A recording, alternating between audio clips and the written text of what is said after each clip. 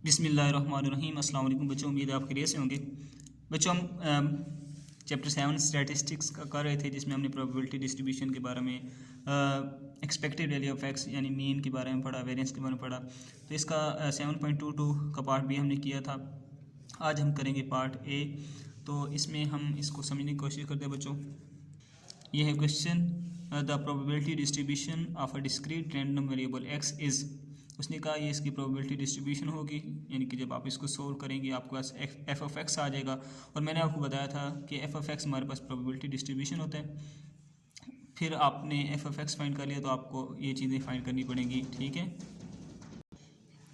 अब बच्चों expected value of x के लिए हमें बताया कि हमें X sum of X F of X find करना पड़ता है, और expected value of X square के लिए हमें sum of X square F of X find करना पड़ता है, ठीक है। सबसे पहले हमें एफ ऑफ एक्स फाइंड करना पड़ेगा यहाँ से, ठीक है। एक्स हमें गिवन है, ये वाला एक्स जो है ये हमें गिवन है। एफ ऑफ एक्स हम यहाँ से फाइंड करेंगे और फिर इनको आपस में मल्टीप्लाई करके और एक्स का स्क्वायर लेके मतलब हम ये क्वेश्चन सोल्व हो जाएगा, ठीक है।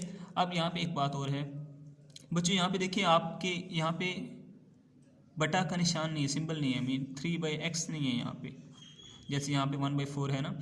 तो ये जो होता है ना कि जहाँ पे सिंबल नहीं होता, ऐसा सिंबल नहीं होता और ये ब्रेसेस लिखी होती है, जैसे इसका मतलब होता है कम्बिनेशन, मीन ये इस फॉर्म में लिखा हुआ है 3 कम्बिनेशन ऑफ एक्स, ठीक है। ये कम्बिनेशन का सिंबल है, ये आपने याद रखना है, ठीक। तो अब हम इसको सॉल्यूशन की तरफ चलते हैं बच्चों। सबसे पहले हम इसको एक ग्राफ की सूरत में लिखने की कोशिश करते हैं। यहाँ पे देखिए बच्चों मैंने इसका एक खाका बना लिया है, ठीक है। मैंने एक्स लिख लिया जो हमें गिवन था, ये हमें गिवन है 0, 1, 2 एंड 3। एक्स की वैल्यूज़ लिख ली।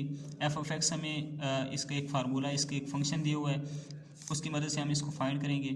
फिर हमें एक्स एफ ऑफ एक्स चाहिए था, मैंने वो भी लिख लिया।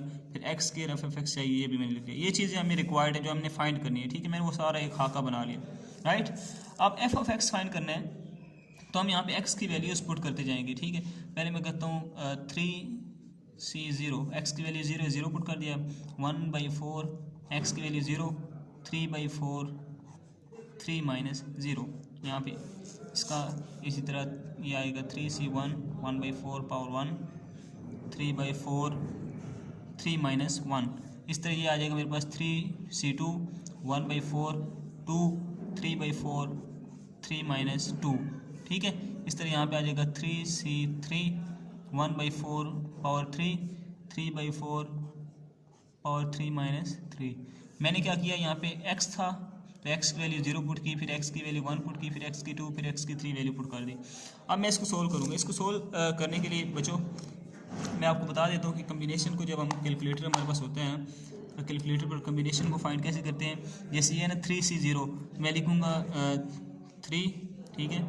शिफ्ट ये डिवाइड वाला सिंबल, ठीक है, शिफ्ट डिवाइड वाला सिंबल, फिर C लिखा जाएगा, फिर उसके बाद 0 है, 0 लिख के इक्वल टू, ये मेरे पास क्या आ गया बच्चों, ये 1 आ गया, ठीक है। मैं यहाँ पे लिख देता हूँ 1, इसका 1 आ गया। ये 1/4 पावर 0 है, 0 ये 1 बन जाएगा। किसी भी नंबर की वैल्यू जब 0 आ जाए तो वो 1 हो जाता है। ये 1 और 1 हो गए। जब मैं इसको सोल्व करूँगा तो इनको जब मैं आपस में मल्टीप्लाई करूँगा तो मेरे पास कुछ इस तरह आंसर आएगा बच्चों।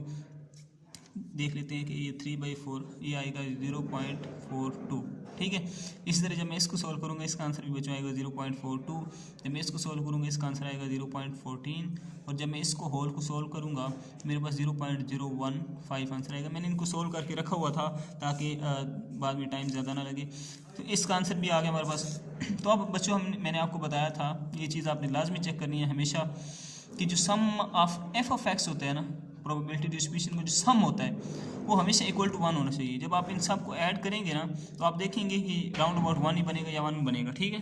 ये 1 होना चाहिए। अगर ये 1 नहीं आता, 1 से ऊपर बहुत ज़्यादा चले जाता है, ये 1 से बहुत ज़्यादा कम होता है, तो आपने चेक करना है कि आपकी यहाँ पे कोई ना कोई मिस्टेक लाजमी होगी, ठीक है। ये हमेशा 1 होना चाहिए।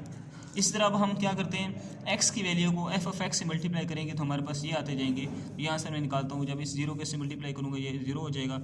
इस तरह 1 को मल्टीप्लाई करूँगा 0.42, 0.28 और 0.0468 बन जाएगा, ठीक है। इस तरह एक्स स्क्वायर में हमारे पास बनेगा 0, 0.42, 0.56 और 0.0468। 1404। ये कैसे आया, मैंने x का स्क्वायर लिया और उसको एफ ऑफ एक्स की मल्टीप्लाई करता गया, ठीक है। तो ये हमारे पास सम आ जाएंगे इनके, sum of X F of X मेरे पास आ जाएगा बच्चों इक्वल टू 0.7468 और sum of X square F of X बच्चों आ जाएगा मेरे पास 1.1204, ठीक है। अब हमने जो चीज़ें हमें रिक्वायर्ड हैं कि ये फाइंड करें आप, वो क्या है, एक्सपेक्टेड वैल्यू ऑफ एक्स है और expected value of X square है। ये दो चीज़ें हमने फाइंड करनी है। तो एक्सपेक्टेड वैल्यू ऑफ एक्स किसकी इक्वल होता है बच्चों, sum of X F of X की इक्वल होता है।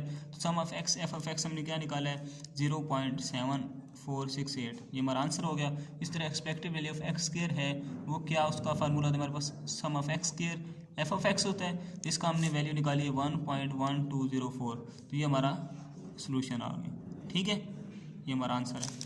तो सिंपल सा था, देखने में टिपिकल लग रहा था बट इतना मुश्किल या डिफ़िकल्ट नहीं था। तो ये सारा इसका मामला है। अगर वो हमें कहता है मीन फाइंड करें, तो मीन में हमने यही चीज़ें, ये मीन ही होता है हमारे पास, ये सारा क्या होता है, मीन ही होता है। अगर वो कहता है वेरिएंस ऑफ एक्स फाइंड करें इसी क्वेश्चन में, तो हम कह देते कि expected value of X square minus expected value of x का होल स्क्वायर हम ले लेते, ठीक है। ये वैल्यू पुट करके इसका आंसर निकाल लेते। अगर वो कहता है स्टैंडर्ड डेरिवेशन फाइंड करो, तो हम क्या करते, हम expected value of X square minus expected value of x का होल स्क्वायर, इसका स्क्वायर रूट ले लेते, ठीक है। इस तरह करके हम मज़ीद इसको सोल्व कर लेते।